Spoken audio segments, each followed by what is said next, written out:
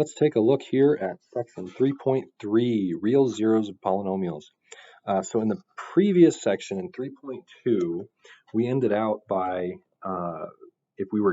we ended up doing problems where we were given the zeros of a polynomial, or 1 0 of the polynomial, and we could use that to factor it, right? If, this is from the last section, if we have is a factor then, or excuse me, a 0, then x minus c must be a factor.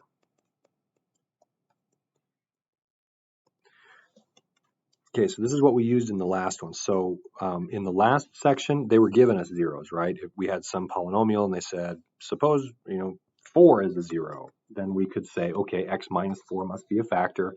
And then we would go and divide by that and find the other factors with our division, right? Well, we need to have methods to come up with these zeros on our own. So here we go. The rational zeros theorem is just such a method. So sometimes the proof of a theorem is useful in the using of the theorem. I'm not confident that that's the case here. There is, however, a wonderful proof of this in your textbook. If you'd like to talk about this, reach out and let me know, and we can absolutely go through this. But I'm not confident that it's terribly important for us to use it. So let's just talk about what's going on here. And maybe we can line ourselves up with our first example just to see what we're talking about. Okay, so suppose that we've got a polynomial function where all these numbers here are integers. So that means all of the coefficients have to be integers. So does this fit the bill? Integer, integer, -1 is an integer, -1 is an integer, excuse me, -6 and -3 are integers. These are all integers, right? So that's great.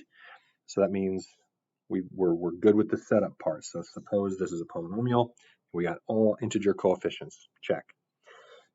If R is a rational zero of f, then R is of the form P over Q, where P is a factor of the constant term and Q is a factor of the leading coefficient.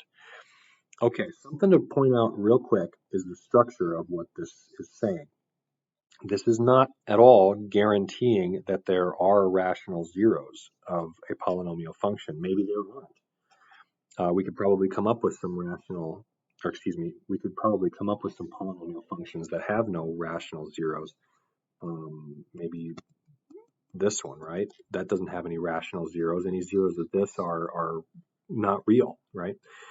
Anyway, it's not guaranteeing that there are rational zeros. What it is saying that if they exist, then they must have a certain form. So that's convenient. It doesn't guarantee that we're going to find any actual zeros, but it gives us a place to look, right? If they do exist, they have to look like this. So let's construct these things.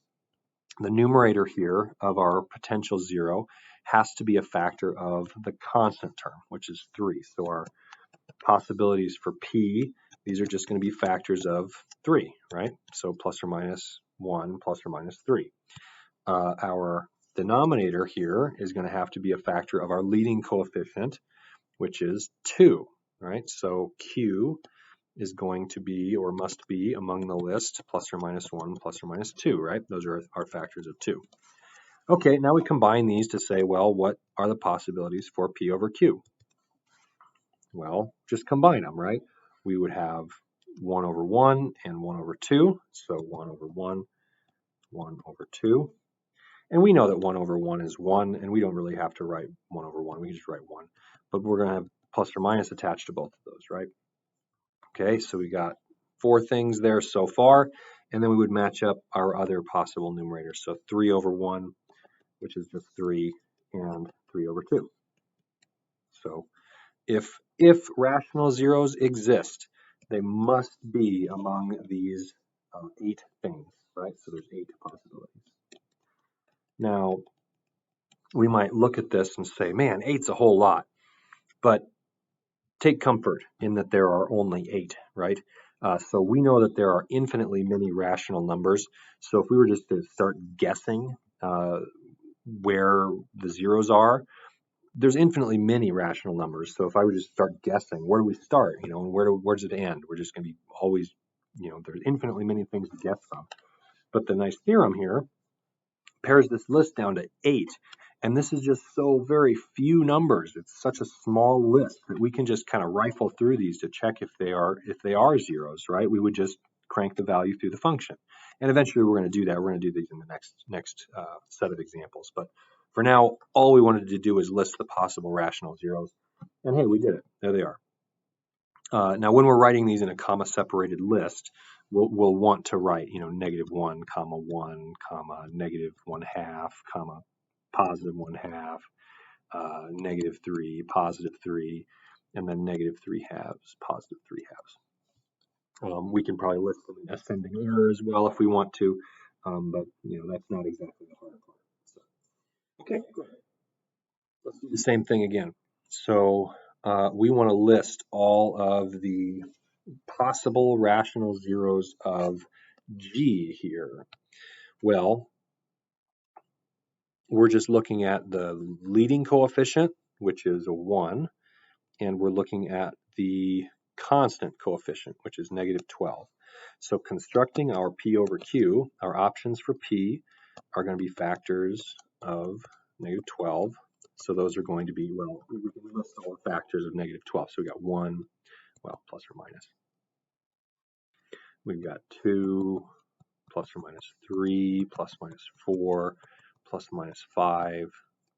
5 isn't a factor of 12, come on. But 6 is, right? 8 is not a factor of 12. Nothing between 6 and 12 is, but 12 is, right? Okay, so there are our factors of 12. Our Q now, the denominator of our possible rational 0, has to be a factor of 1. So these are factors of 1. Well, that's just plus or minus 1, right? That's it.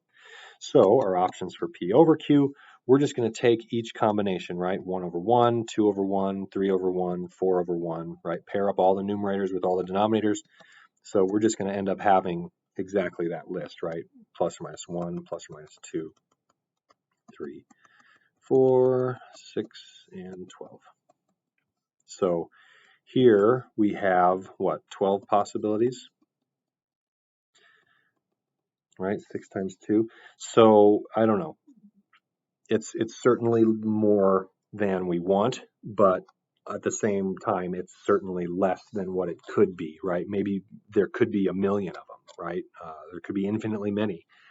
But if we pare that list down to exactly 12, hey, I can check those, right? I've got a little bit of time. I can run these values through the function and see what we get, see if we get zeros. Okay, but that's not what we're doing just yet. We're going to do that though. So heads up. Okay, so here's where we're going to meet our first little hiccup, because those other two were fairly straightforward, right? We had all integer coefficients, but this one we don't. So we could just force it to have integer coefficients, right? So I think probably the easiest way to wrap our brains around this is just getting rid of all the fractions. If we have an equation, we can multiply both sides by whatever we want, as long as it's not 0, and it's still equivalent. So in particular here, if we multiply everything by 24, when I distribute in on that left side, that's going to get rid of all the denominators, right? Because 24 is a multiple of all of the denominators. So once we multiply in here, right, 24 divided by 12, that's 2. 24 divided by 24, that's 1. 24 divided by 4 is 6.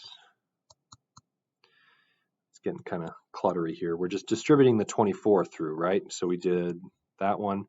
Now we're doing this one. 24 divided by 24, that gives us 1, so we got just 7.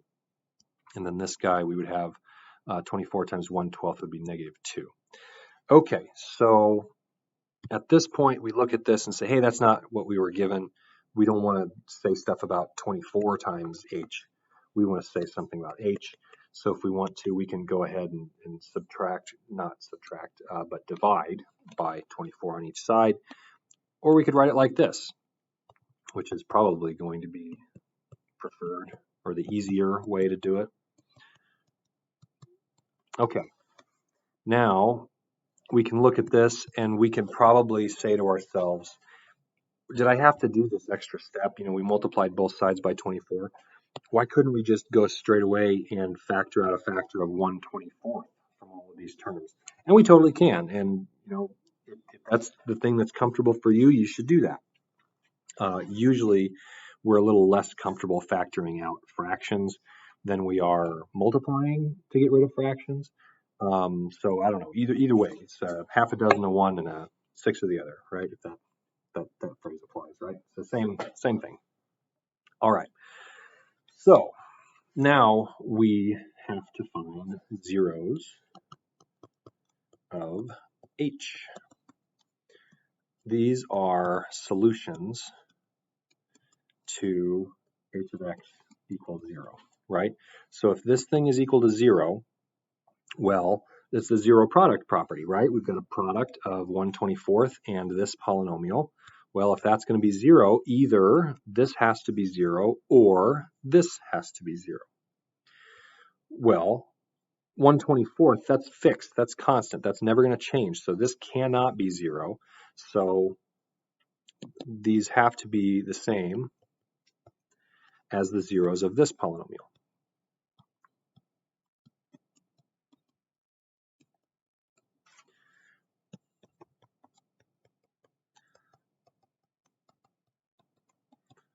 That's 2. Okay, so great. Now all of these have integer coefficients. That's wonderful. And we can make our little list, right? P, our options for P are going to be factors of our constant terms. So we got plus or minus 1, plus or minus 2. Our possibilities for Q here are going to be factors of our leading coefficient. So we got plus or minus 1 again, plus or minus 2. So that means that possibilities for P over Q are going to be all the combinations that we can make here, right? We got 1 over 1, we got 1 over 2. And then using 2 as a numerator, we would have 2 over 1, which is just 2. And then we would have plus or minus 2 over 2, but that's just 1, right? 2 over 2 is just 1. So great, we found a list, and there are 6 options here, right? So if we're going to go and actually find what they are, which we're going to do here momentarily, we would just crank those to the function, see if they give you a 0, right? Okay, cool. So we found possible rational zeros. Okay, we can use synthetic division to divide our polynomial to manually check whether or not a possible 0 is an actual 0 of the function. So yeah, we can do the division for every possibility, or we could do the easy thing from the last section, right? If f of c equals 0, then x minus c must be a factor. So we could just crank through the values, right? Let's do that. Find the rational zeros of the function and write it in factored form. Maybe sketch a graph. That's going to be yeah, kind of putting all the pieces together at the end.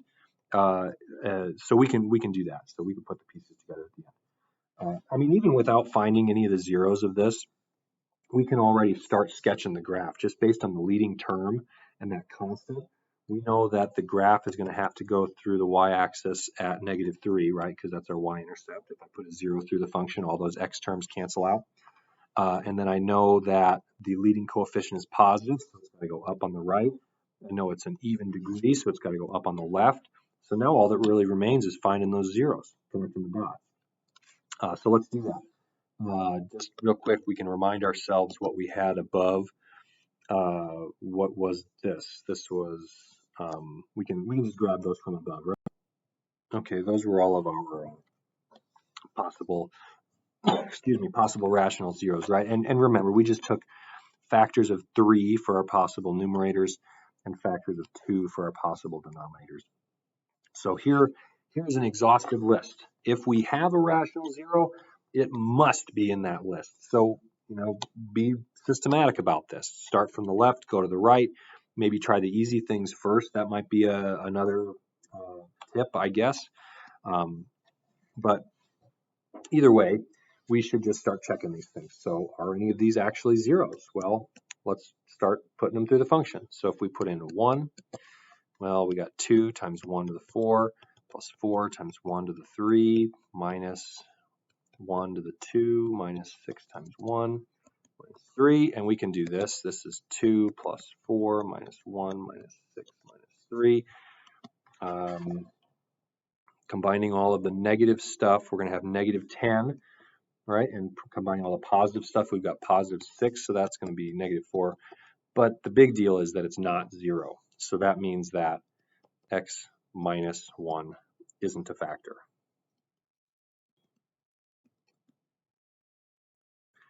Right? Because f of 1 is not 0.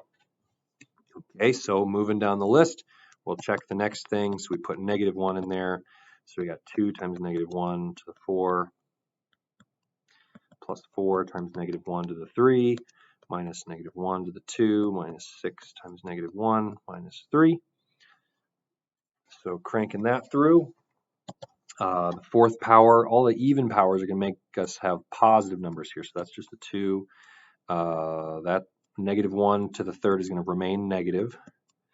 Negative 1 square, that's positive, but it's going to remain negative because of that coefficient. So we got negative 1.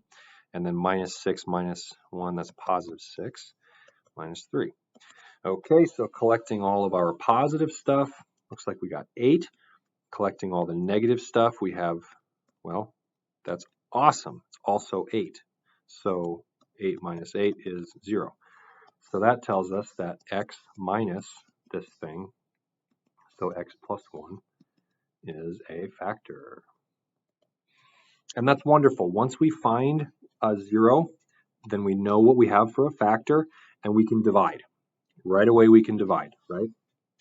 So I can take all of our coefficients from our original function. We're doing synthetic division here. And if I divide by x plus 1, we want a negative 1 up in the corner there. And we just do the process, right? Bring that number down. We multiply by negative 1. We add.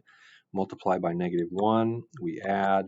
Multiply by negative 1. We add. Multiply by negative 1. We add. And we got 0. So this confirms.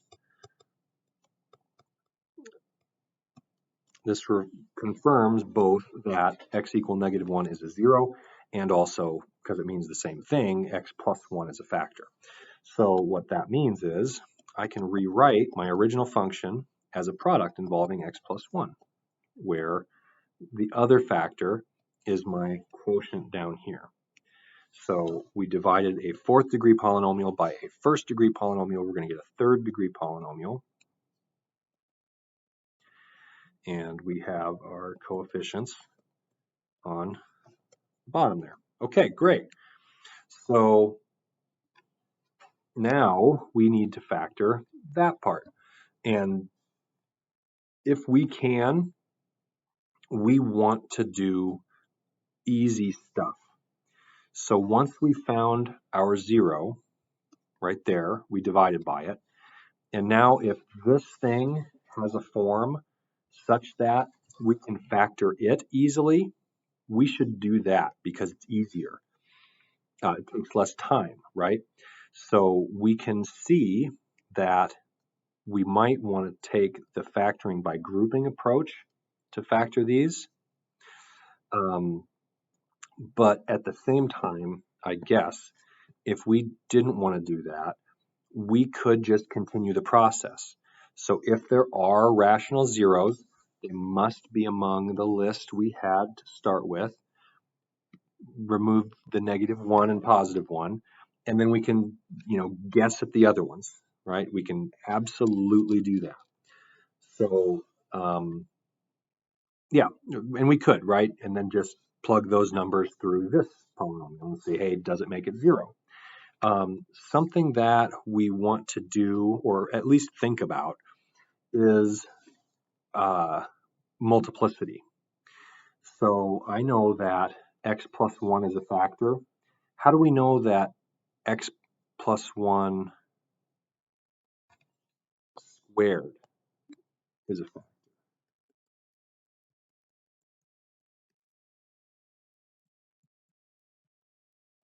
So is this of multiplicity 2? Well, what we can do is we can just divide by it again, and we can see, right? So I've got all of my coefficients of my polynomial here are right here. And if I wanted to divide that one by x plus 1 again, well, we're just going to do the synthetic division again, right? We can take that down. We got 2 multiplied by -1. We add, multiply by -1. That's 0. We add, multiply by -1. That's 3. And we got a 0. So that's great. 0 remainder. This means that x plus 1 squared is a factor. And that's great because now we can take and write our original function as a product involving x plus 1 squared. And now these are going to be the coefficients on that resulting polynomial, right? So what we just did there in the orange is we divided a third degree polynomial by a first degree polynomial. So we ought to end up with a square, right? A second degree polynomial. And we got a 0 coefficient on our x term, so that doesn't appear. And we got 3. All right. How wonderful is that? Okay, so we want to still keep going here. If we can factor further, we want to factor further. So this looks kind of like something we've seen before. We know that this is the product of their conjugates, right? So can we apply that here? Neither one of those numbers are perfect squares, are they? But does that really matter? If we rewrote this polynomial, let's factor that 2 out. We can put that 2 out front. Now, if we factored a 2 out of this term, we got to take it out of both of those, right? So 2 divided by 2, that's 1. 3 divided by 2 is 3 halves. Now, this object looks an awful lot like that, right? The difference of 2 squares. So couldn't we write that our function here is 2 times x plus 1 square, and then the difference of the 2 squares. So we would have x minus square root of 3 over 2, and then x plus square root of 3 over 2. And hey, we found them. These guys are irrational. They are not rational numbers, so we are not going to be able to find them using that rational zeros theorem, but we can find them by other means, right? We can solve quadratic equations where this is equal to 0, or we can just use that factoring trick that we know that we've had before. Something that we might want to do is rewrite these radicals, rationalize the denominator, right? So if I multiplied both the numerator and the denominator of these guys by square root of 2 over 2, we're going to have square root of 6 over 2, and then x plus square root of 6 over 2. That's kind of a technicality thing, and I mean, we shouldn't do it, right? We should rationalize the denominator for fractions. All right, so great. We've performed the task, and I guess we didn't think about the graph. So square root of 6 over 2, that's a little more than 1 in magnitude, right? So if we're going to go in a range, we're just going to draw a really, really rough sketch, and we can finish this real fast. So we knew that -1 was a 0. Something a little left of -1 was a 0, right? Negative root 6 over 2. This is -1, and we've got root 6 over 2. I mean, make sure when we're drawing these things we're using proper scale, but really it doesn't exactly matter as long as we're consistent with our labeling, right? So these both had multiplicity 1. Got to go through the y-intercept. This one had multiplicity 2, and then we went up. Okay, so sketching a quick graph here, we put our zeros on there, and we did what we should for multiplicities, right? This had multiplicity 2. Okay, cool. Let's move on to the next one. So we can do it. Something that we ought to do. If we're not specifically told a specific way to do a task, we can kind of do whatever we want. If our ultimate goal is to factor this thing, we can do that without finding the zeros first, can't we? So noticing particular forms is going to be super convenient for us, right? Here, if we say a is x squared, then a squared is x squared squared, which is x to the fourth, right? So then this becomes g of x equal a square minus a minus 12. And now we can factor that pretty quickly, right? This would be a, minus 4, a plus 3.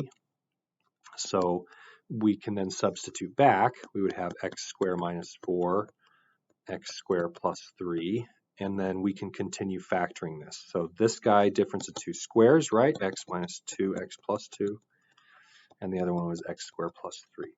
So that's easier, right? And we are compelled to agree that that's easier just because of the amount of space that this stuff took up. Boy, isn't that a lot less? So moral of the story here, if you can factor with other methods, do it. Like when we were up here, right? If we could factor this using other methods, do it, right? Factor by grouping, that's totally fine. Just as long as we're clear about what it is that we're doing, totally fine. If it specifically says use this rational zeros theorem to find the rational zeros, then yeah, you got to use the rational zeros theorem. We got to show that we're using it, just because we have to, do what we're asked to do.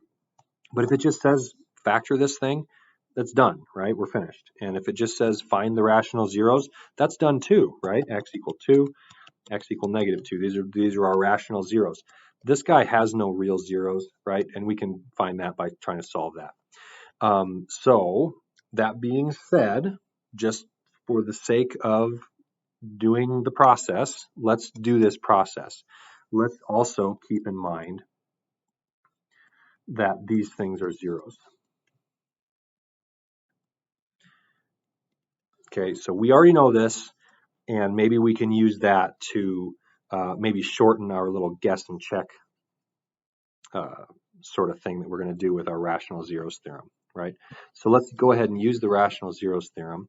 We knew that zeros have to be of the form p over q, where p came from factors of 12 and q came from factors of 1, right? Because that's our leading coefficient there. So this had to be plus or minus 1, plus or minus 2, plus or minus 3, plus or minus 4, plus, well, I guess I can continue listing them, right? Plus or minus 6, plus or minus 12. So we've got these things to check, and we should check them. So let's go ahead and do that. So we're kind of halfway pretending that we don't know this. I mean, we know it in the back of our heads because we already did it, but let's pretend like we don't, just to see what we're going to do for all these problems. So put g of 1 in there. We would have 1 to the 4 minus 1 to the 2 minus 12. So that's 1 minus 1 minus 12. Pretty clearly not 0, right? So then we would move on, right? Check negative 1. So we do negative 1 to the 4 minus negative 1 square minus 12. So that's 1 minus 1 minus 12. Pretty clearly not 0. Okay, now we try negative 2, or positive 2 is probably the next one we would check. So this would be 2 to the 4 minus 2 to the 2 minus 12. So this is 2 to the 4th power. That's, what is that, 4 times 4? So that's 16 minus 4 minus 12. That is equal to 0. So that tells us that x minus 2 rather is a factor. So as far as our process goes, once we find a 0, we know we have a factor, and then we can start doing the division process. So we're going to take all of our coefficients and do that division process. So our coefficients were 1. Well, I guess we shouldn't forget about coefficients, right? I'm going to write what the function is real quick here.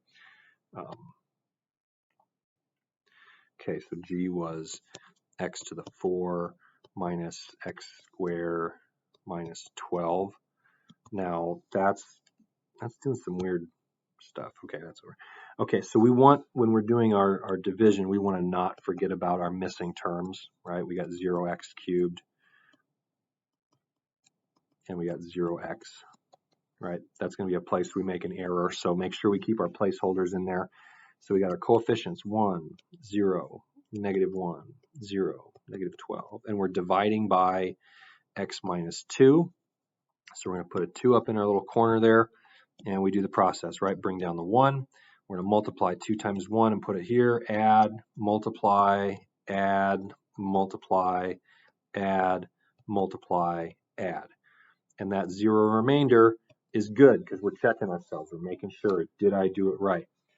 Okay, cool.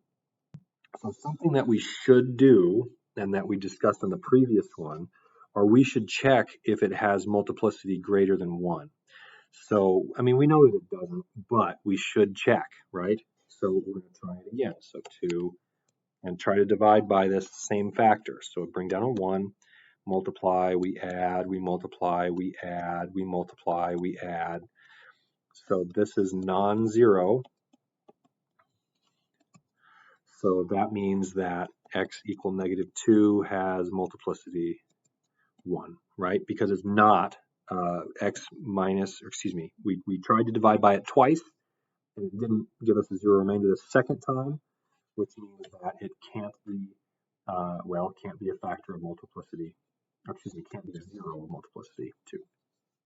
Okay, so after we have figured that out, it's not of multiplicity 2.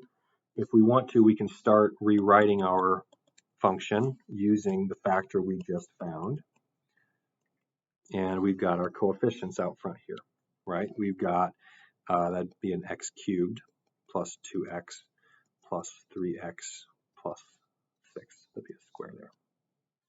Okay, and again here, once we find one of these zeros, now I don't have a 4th degree polynomial anymore. I've got a 3rd degree polynomial that I want to factor. And this is another one that we're going to see that we could probably factor this by grouping, right? Well, take x squared out of those and take 3 out of these, and then we're going to have x plus 2 as a common factor, aren't we? So that's one route we can go. Another thing we could do is just to continue on with our list, because if we have any more rational zeros, they still have to be in this list. So we've already checked the 1s. We already checked +2, so let's check -2. So when we're checking to see if this is a 0, we can absolutely just plug it into plug it in here. So when we get the numbers that are larger, larger than 1, or even larger than 2, I guess, it's going to be a little bit unwieldy to do this by hand, right? Cubing a larger and larger numbers is going to get harder and harder as those numbers get bigger. So the synthetic division part might be easier to just go and manually check and say, hey, do I get a 0 remainder or not? So let's check and see if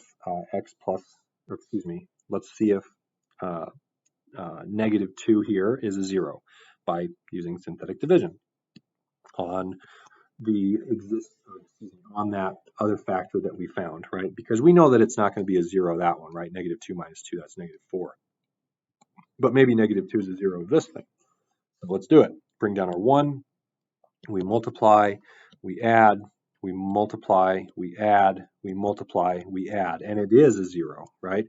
So that means that x equal -2 is a 0. Exclamation point.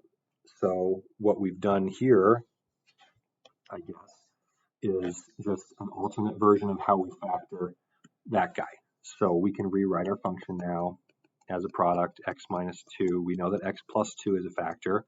And then we have our other coefficients. for our remaining polynomial here. So we divided a third degree polynomial by a first degree polynomial, so we're going to have a squared, a second degree polynomial there. So our 0 is, for that linear term, 3. And now this guy is quadratic, and we can find zeros of that using tried and true methods. We know that quadratic formula. We also know, well, yeah, in particular, we know the quadratic formula. So if there are zeros of the remaining factor, we can find them. But in this case, we can see that there aren't any real zeros left. And this is it. We've factored it using both of these methods. And we ended up getting the same thing using both. How great. Okay. Okay. Now the ugly one.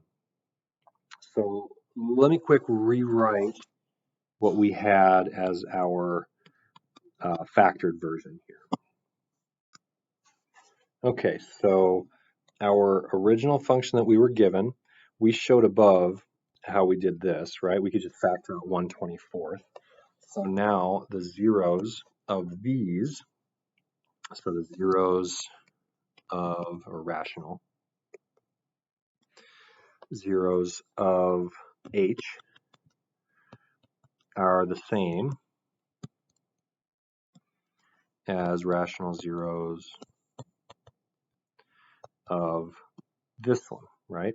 And we discussed why the 1/24 doesn't have any bearing on what the zeros are, right? It's just that one polynomial.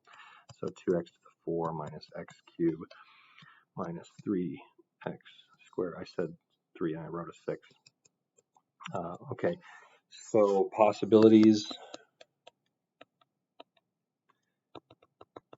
are, well, we just, again, p over q, where our p comes from factors of 2 here, the constant, and q comes from the factors of 2, our leading coefficient. So here we would have plus or minus 1, plus or minus 1/2, and plus or minus 2. Okay, so we really just have to start checking these. So if we want the rational zeros of our original one, it is easier to find rational zeros of this guy. So we can just put these values that we found through that function. So try them out. So x equals 1. And we want to know whether or not this works. That keeps making that little dragging, and I don't care for that. So we're checking if x equal 1 is going to work. We're just going to put 1 in through that function. So I've got 2 times 1 to the 4th minus 1 to the 3rd minus 6 times 1 squared plus 7 times 1 minus 2.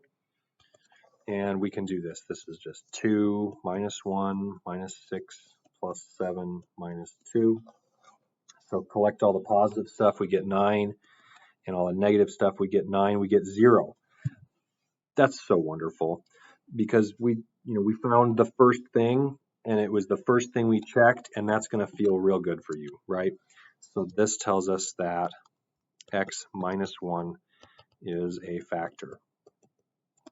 So what we can do now is factor this polynomial using x minus 1, right? So we're going to put all of our coefficients up. We got 2, negative 1, negative 6, we got 7, we got negative 2. We're going to put 1 through here. So we just do the process, right? Bring down your 2, we multiply, we add, multiply, we add, multiply, we add, multiply, we add. Okay, this confirms that it is a factor. That's great. Something that we ought to check now that hopefully we've learned this lesson from the previous two. It could be that this thing has multiplicity greater than 1, so we ought to check that. All right, let's verify or find whether or not it does. Just real quickly, bring down the 2, multiply, add, multiply, add, multiply, and it worked. So this says that it has multiplicity 2. And that's great because now we can go and say, hey, my original function, which is up there, we can rewrite it using x minus 1 as a factor of multiplicity 2. And now here are my coefficients. I've got 2x squared plus 3x minus 2. And we can't forget about the 1 over 24 hanging out. That'll be something that we'll lose. So make sure we're keeping the ducks in a row, right? We got to keep that 1/24 as a factor. Okay, so once we have a quadratic factor, we can abandon the rational zeros theorem because we have very set ways to find zeros of these. We can either factor this thing directly, which it looks like we can, or we can find the zeros in some other way, right? But this one here, we can actually factor that one directly, right? We want product here for our first two terms is 2x squared. Now we want to rearrange factors of this one in these two positions so that when we multiply it all out, we get a positive 3. So we're going to want to end up having a positive, for writing a 4 there. So now if we do this, we're going to get 4x minus x. That's going to be our 3. So we factored it. In fact, we can go a step further and we can just list all the zeros, right? So zeros are x equal 1, x equal, this guy is going to give us x equal 1/2, and x equal -2. So if we really wanted to, instead of abandoning ship and just saying, hey, I know how to do a quadratic, we could have continued with the process, right? Because those were among our list and we're going to find them, right? Process of elimination, we're going to find them. So we did it. And maybe further, we can say multiplicities are, multiplicity here is 2, multiplicity here is 1, multiplicity here is 1. So if we go and draw our graph, we can put those zeros on the graph. So we've got x equal 1 is here. X equal 1/2 is here, put a 1/2. And then -2 is over here. We can put the rest of the stuff on the graph now, right?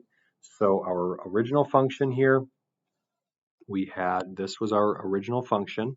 So if we put a 0 in for x, we're going to get -1/12, right? So we're going to get down here at -1/12. And what else? The leading term is positive, right? Positive leading coefficient means it goes up on the right. X to the 4, that's even, so that means it's going to agree on the left. So we go up on the right, we go up on the left, and we do what happens with the multiplicities. So both multiplicities are 1 except for at 1. So that one's going to bounce back up. It's going to come back down. We got to go through that point. We got to go through the y-intercept, and we've got to go up through our other x-intercept. And we've drawn the beautiful graph. All right. So yeah, it kind of seems like there's a whole lot going on here, but we're just kind of combining all these deals or all of these ideas in a snowball as we're going along, right? We're going to have in the next section, we're going to deal with factoring things like that second example. Let me go back up there. We can look at that real quick. So we're going to want to factor this further using complex numbers. And yeah, we'll talk about that in the next section, and it will be wonderful. So anyway, that's it. So thanks for watching the video, and have a great rest of your day.